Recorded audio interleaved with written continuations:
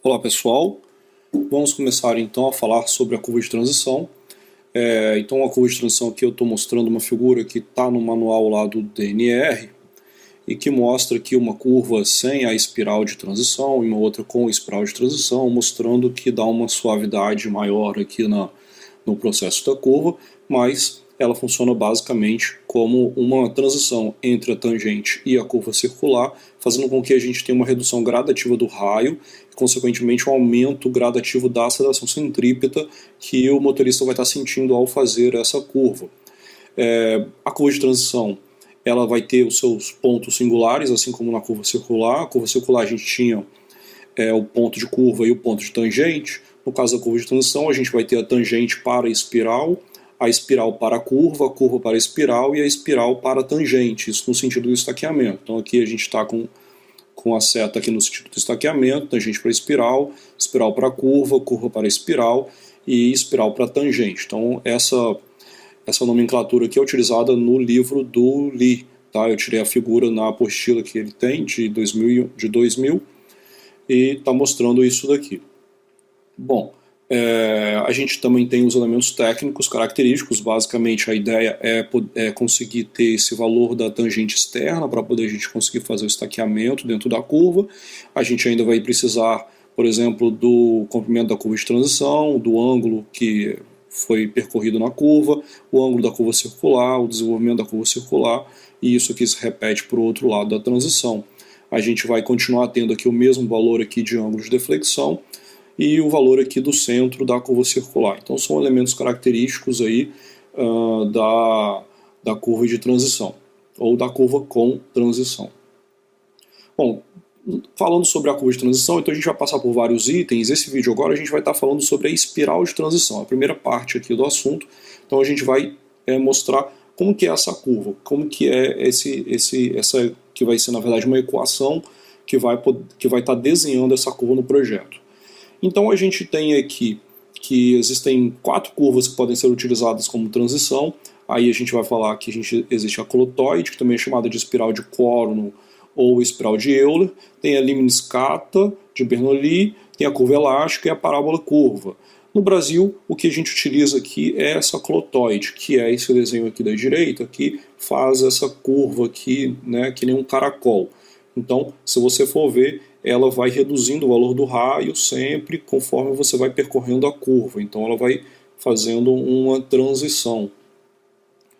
Bom, e aí a gente tem aqui o início do processo aqui para fazer a formulação.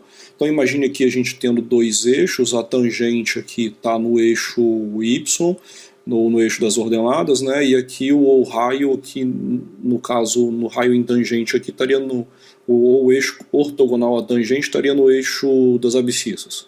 Então a gente tem aqui que a gente percorre um caminho dentro da curva, que a gente chama de L, e que ele vai terminar quando começa a curva circular, que aí a gente tem o ponto C, onde esse caminho se torna o valor de LC, que é o comprimento total da curva de transição, e num ponto qualquer a gente está com um comprimento L, esse ponto qualquer seria o ponto M, e um raio de curva. E nesse início a gente começa com o raio estando no valor infinito, porque a gente está no trecho ainda em tangente, mas a partir do momento que a gente entra na curva de transição, esse raio vai reduzindo de valor e vai variando até chegar no valor aqui, onde que o raio se iguala ao valor do raio da curva circular. Então, sendo o valor do raio da curva circular, a gente tem esses pontos aqui na curva de transição. Bom, a ideia de fazer essa espiral de transição e o que gera essa equação da colotoide é justamente o processo de aceleração centrípeta que acontece gradativamente conforme você vai percorrendo o caminho na curva de transição. Então nesse ponto M aqui, a gente vai estar com uma aceleração centrípeta que vai ser igual ao quê? A velocidade ao quadrado dividido pelo raio, que é o raio nesse ponto aqui qualquer. Então essa velocidade que a gente está considerando seria o quê? A velocidade diretriz da pista. Então, conforme esse raio aqui vai reduzindo, a gente vai aumentando a aceleração centrípeta. Então, ela começa aqui com 0, porque o raio está infinito, e vai terminar no valor máximo aqui na frente. Bom, e aí o que a gente vai mostrar aqui no valor máximo, voltando aqui a falar, o valor máximo onde a aceleração centrípeta é o valor da velocidade diretriz sobre o raio da curva circular. Então, o que está acontecendo? Uma transição de aceleração centrípeta zero até o valor máximo, que é o valor que é percorrido na curva circular.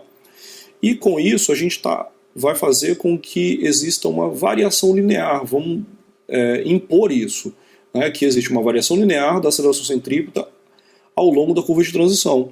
Então, a aceleração centrípeta num ponto M, ela vai estar ela vai estar para um comprimento L, assim como a aceleração centrípeta no ponto C, ela vai estar para um comprimento LC. Então a gente está variando linearmente aqui a aceleração, conforme a gente aumenta L, a gente aumenta a aceleração centrípeta. Ok?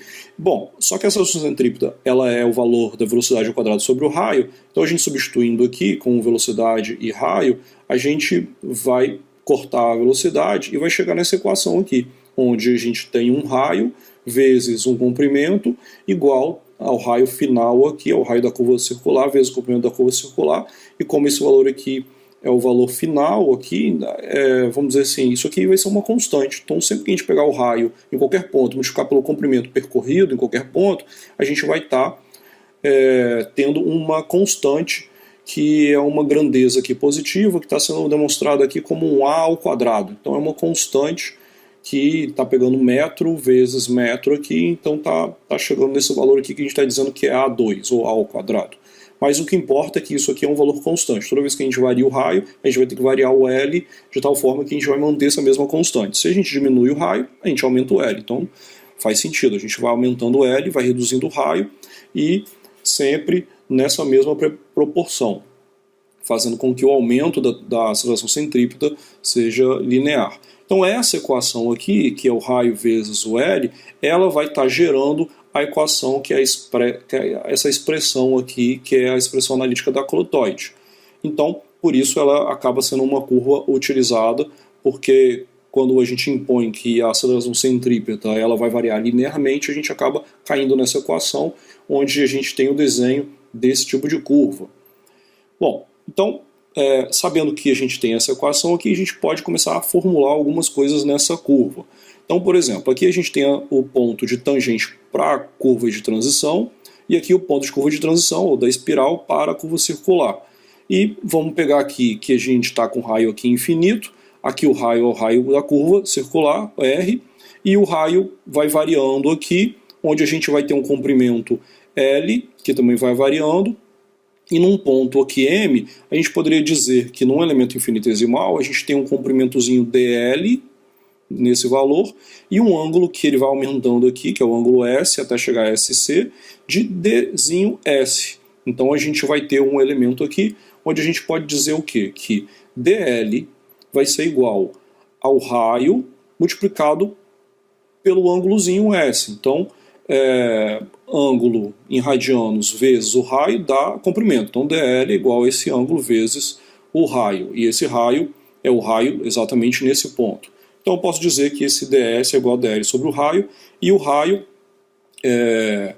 esse raio aqui, né, vamos dizer assim, esse raio aqui vai ser igual a, por causa dessa equação aqui, né, então esse raio aqui vezes o L vai ser igual ao raio da curva circular vezes o comprimento total da curva de transição. Então essa equação aqui, que está mostrando aqui, então existe essa igualdade, então a gente sabe disso daqui.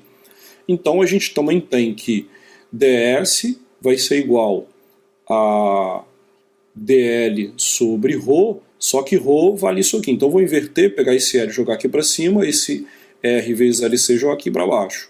Então estou substituindo o raio ρ por valores de comprimentos da curva de transição e o raio da curva circular. Então o comprimento da curva de transição em um ponto qualquer, o comprimento total e o valor do raio da curva circular. Então, se eu integrar esse valor indo de 0 a S, integral de ds de 0 a S vai ser igual a esse valor aqui, integrando L de 0 a L. Então, um L integrando esse L de 0 até L vai me dar o ângulo S. Então, integrando isso aqui, eu vou ter um ângulo S, e essa integral aqui de L vezes dl vai ser L ao quadrado, né? Então a gente vai encontrar aqui L ao quadrado sobre 2, né? L vezes DL L ao quadrado sobre 2, então L ao quadrado sobre 2 multiplicado, dividido aqui por R vezes o LC, que são constantes aqui da equação. Então com isso a gente encontra um valor do ângulo S, e se a gente substituir esse L pelo LC, a gente encontra o valor do ângulo SC, que é o ângulo total aqui da espiral, onde a gente tem o LC dividido por 2 vezes o raio, já que esse L aqui substituído por LC vai cortar o quadrado aqui com esse LC aqui de baixo. Então a gente encontra esse ângulo aqui dentro da espiral, né, utilizando essa equação aqui de integral. Bom, e a gente consegue também calcular as coordenadas x e y. Então, sabendo que a gente tem essa curva aqui, a gente consegue calcular para um ponto qualquer aqui, M, o valor de y e o valor de x. Então aqui a espiral está subindo aqui, então a gente tem aqui a tangente exatamente na direção do y e a ortogonal à tangente na direção x, né, ou ortogonal ao alinhamento. Então a partir do momento que a gente entra na curva de transição, a gente vai aumentando aqui o L e consequentemente esse L vai gerando um valor de coordenada y e x dentro desse gráfico, chegando até o final numa coordenada yc e xc, fazendo essa situação aqui. Então a gente sabe que o seno de S vai ser dx sobre dl. Então seno de S, então pegando esse ângulo aqui, ó, então esse ângulo está fazendo isso aqui, então esse ângulo aqui é S, então vai ser a mesma coisa da gente pegar aqui dx sobre dl. Então esse S aqui é esse ângulo aqui, ok? Quando a gente vai pegando elementos muito pequenininhos, essa curva aqui ela começa a ficar praticamente uma reta. Então esse seno desse ângulo S vai ser dx sobre dl. Então dx vai ser igual a seno de S vezes dl. A gente consegue achar o valor aqui de dx e integrando isso aqui, eu vou integrar dx aqui para achar o valor de x, vai ser a integral de seno aqui de S vezes dl. Só que o S a gente já viu que vale isso daqui, né? Ou isso daqui, no caso S vai ser esse aqui. Então a gente substitui esse S aqui por esse valor aqui, então a gente vai encontrar o x integrando essa equação aqui. Então vou integrar L ao quadrado aqui, está dentro do seno, é uma integral um pouco mais complexa, mas que a gente já tem o resultado dela pronto aqui, então o x vai ser igual a essa equação aqui, que ela não tem fim, né? Então ela vai subtraindo, somando e assim vai embora. E simplificando isso daqui, a gente chega nesse valor aqui, de x igual a L vezes S sobre 3, vezes 1 menos, aqui o S ao quadrado sobre 14, somando com S elevado à quarta sobre 440, menos S a sexta sobre 25.200. E assim vai, só que a gente não precisa ter todos os números aqui, porque vai ficando número depois da vírgula e são números que não vai fazer diferença. Então até aqui já seria um valor suficiente para a nossa equação. A gente poderia encontrar o valor de xc e yc simplesmente substituindo L e S por LC e SC. Então a gente chegaria no valor de xc.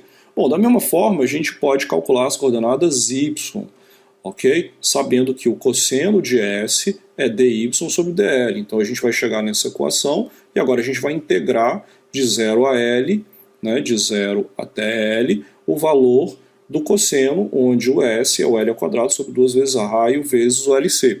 Então a gente chega nessa equação aqui, que simplificando vai dar um y igual a L multiplicado aqui por 1 menos S ao quadrado sobre 10, mais 1 S à quarta sobre 216, menos 1 S à sexta sobre 9.360 e assim por diante. A gente encontra um valor aqui de YC que também está ligado aqui, substituindo o L e o S por LC e SC, que são os valores aqui já na curva circular. Então a gente consegue encontrar também o YC aqui. Então a gente consegue calcular para essa equação aqui, tendo essa definição aqui, a gente consegue chegar num valor de S para qualquer situação, até o valor do SC. A gente consegue também calcular um valor de Y e um valor de X. Então a gente tem o valor de Y aqui em função de L e de SC. Então são valores aí que a gente consegue ir calculando, conhecendo aí as propriedades dessa equação.